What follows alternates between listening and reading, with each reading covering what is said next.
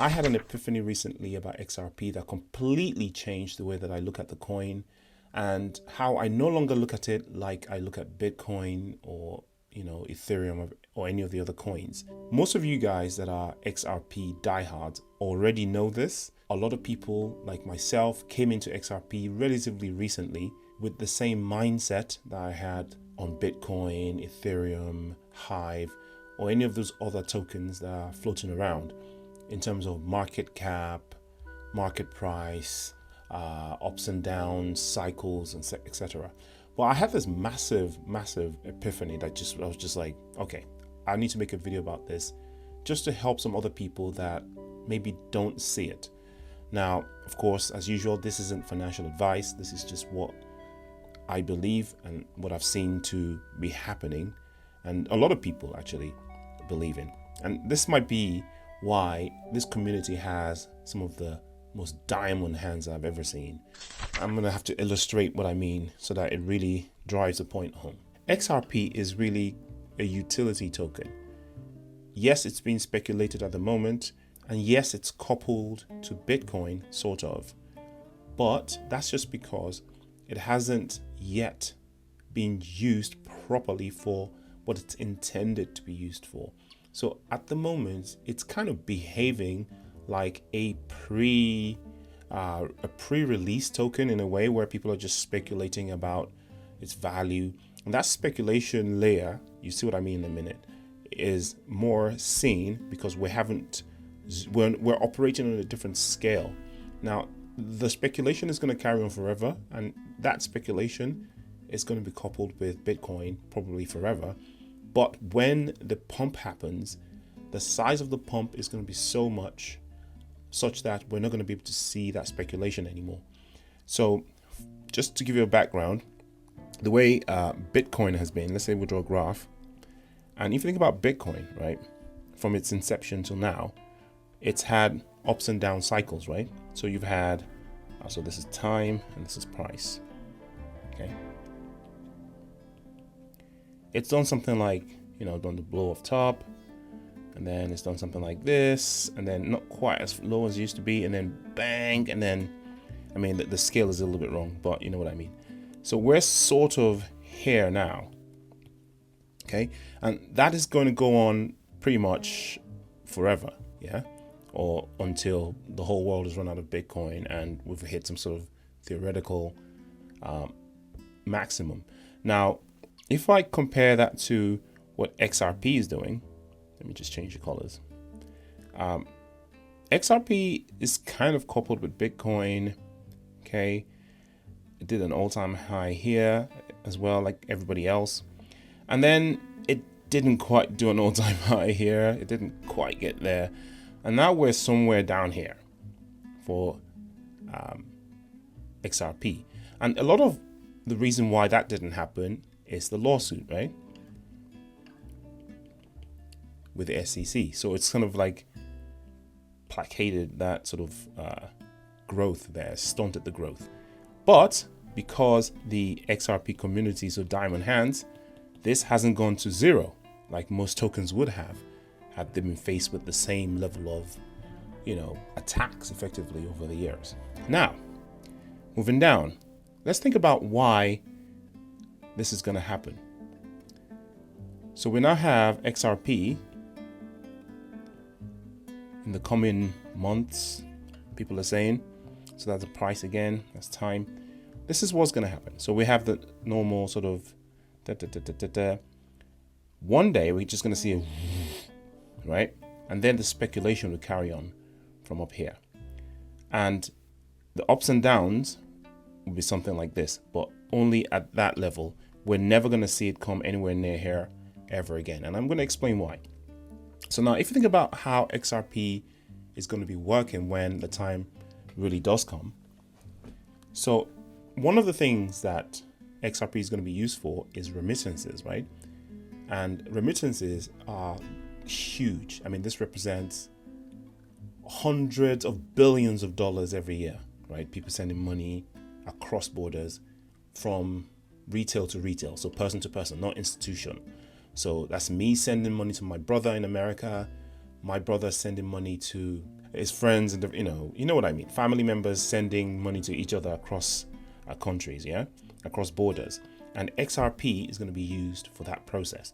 Now, in some people's minds, this is what they're thinking. They're thinking, say we have my brother in America. Okay. Yeah, very American. This is spelled. Here's the little handgun. Okay, that's my brother in America. This is me with my big belly in the UK. Got my little British hat.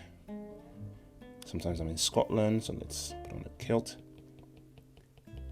There you go. So, in people's minds, they thinking that my brother will take his USD and purchase XRP so that he can send it to my XRP wallet, and then I have to change that to GBP, right? British pounds. Now, while that's going to be happening on a little scale, and we are going to be making money out of this, by the way, I'll talk about that later, that is nowhere near what is actually going to moon the price of XRP. Now, we're going to get a lot of people doing this, but if this is going to be the same number of people doing this that are doing it with Bitcoin, Ethereum, or any other token. In fact, there are many tokens that are more efficient at doing this particular process than XRP. Litecoin is one of them. There's one called Hive that I use that has 0 fees for transferring funds, and I use that actually to send money to people all the time, and the fees are 0, honestly. But they also have to have a Hive account like me and have their own process of selling, and that's another problem. While it might be easy to go from USD to XRP, say in the United States, it might not be so easy to do that the other way in Britain. It's easy in Britain, but in other countries where they don't have that facility, right? So how are we going to make money out of this? Well, the XRP to USD conversion here and the XRP to GBP conversion here, we are going to be the market makers effectively. We're the ones that are going to provide the liquidity. So there's going to be always opportunities to buy and sell and, take profits from the leveraging, right? So, from the spread in the market. So that's going to be us. There's going to be liquidity pools. There's going to be, staking, automatic market makers. There's a lot of that stuff coming up. So it's exciting that even if you don't have XRP now that pumps, if you eventually, come into XRP after the pump, there's always going to be opportunities to make money from this process here. Now, let's back that up a little bit. What's actually going to be happening in reality, though, is we're going to have an institution here. Let's call it a bank, for lack of a better word. Okay? And they have inside them the XRP engine. And what that is going to be able to do is take any input of any currency and output any currency. And all of the exchange rates, the conversions, the transfers, the fees, all that happens in this XRP box in the middle that is the bank. So all my brother has to do is take his USD to the bank and say, send it to Joe Bloggs in Britain, and this outputs GBP.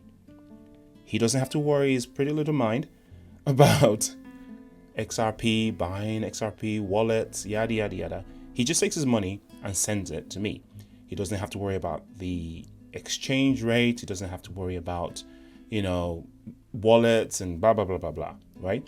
And the fees that he's going to pay are going to be orders of magnitude lower than he would, because, this system already exists. Yeah, this engine already exists using things like Swift and other things.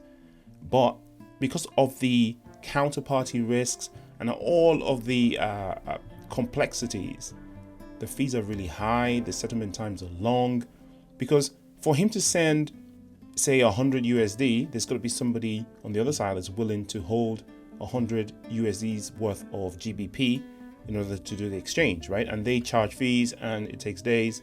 Now, between Britain and the United States, of course, it's easy because we have the cable And it's a very long relationship between the two countries in terms of currency exchange. You have London and New York that have been trading with each other for centuries now, effectively. So that relationship is easy. But when you start to add different countries, so at this point, XRP only benefits in terms of lower prices and speed, right? 3-second transactions, etc. Now, once you start to add other countries, say instead of Britain, let's say I was in, I don't know, Egypt. Okay. Now I'm in Egypt. That's me. I've taken off the kilt. I've put on a nice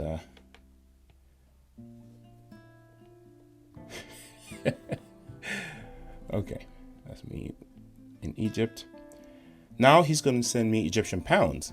Now, because of the relationship with the United States not as being as strong and old as the United States and Great Britain, the transaction takes even longer and is even more expensive. So the traditional banking systems would charge me more to send to Egypt, and the transfer would take longer. Now, because, of course, this is the United States on this side, everybody has a good relationship with the United States mostly. So the dollars, because international money is dollars. A lot of countries hold dollars, they hold USD, right? Now, what if I was sending from Mexico? I have to draw a sombrero. I'm sending from Mexico. Okay, that's my brother on holiday in Cancun. And he wants to send it to me in Egypt. Now we're getting somewhere. So he's got to send his pesos through the bank. They've got to figure it out and send Egyptian pounds. That's even more expensive than from the USD, because chances are these guys have to go to USD first, and then from USD go to Egyptian pounds. You can see how this gets really, really complicated really, really quickly. So what happens is XRP basically just makes this whole system completely seamless. It makes it cost exactly the same no matter where you are, however much you're sending. So these institutions need to load up on XRP such that all they have to do is hold XRP and they can do any of these transfers, any of these exchanges and remittances, exactly the same speed, same low fees, 3 seconds transactions, any corner of the planet. Now, what's going to happen is everybody on the planet is going to rush to buy XRP if they want to participate in this engine. Otherwise, they're going to lose out, right? Because people are going to pick banks that can basically charge them really, really low amount so that their loved one can get the maximum amount, right? So that rush by institutions for XRP, that's what's going to cause that thing that I talked about in the first place. And when that happens, even when we have the next bear market and everything crashes, because this XRP is a utility that's running the engine of remittances and cross-border payments and CBDCs that we haven't even mentioned in this, why the heck would anybody, any bank or any institutions, sell their effectively digital resources and their ability to carry out business? They're not, right? Because it's not a speculative coin, it's not a risk-on asset that people would perceive Ethereum to be, for instance. So it feels as though there's going to be a one-off pump in XRP where the value moves from, the speculative up and down that we're dealing with here now to like God knows what, right? Now, over time, will that probably go up slightly? Probably. It's going to rise with inflation, rise with everything else. But this pump that we're going to see here, which I believe is going to happen relatively soon, it's going to be a one-in-a-lifetime opportunity for people to participate in that and change their lives forever. When I had this epiphany, I was just like, we're going to make it. That's what I thought. Not financial advice, but I hope this has helped you put things in perspective. It's put a lot of perspective in my head. And I just can't wait for this to happen now. And yeah, I'll see you guys in the next video. Do your own research though, not financial advice.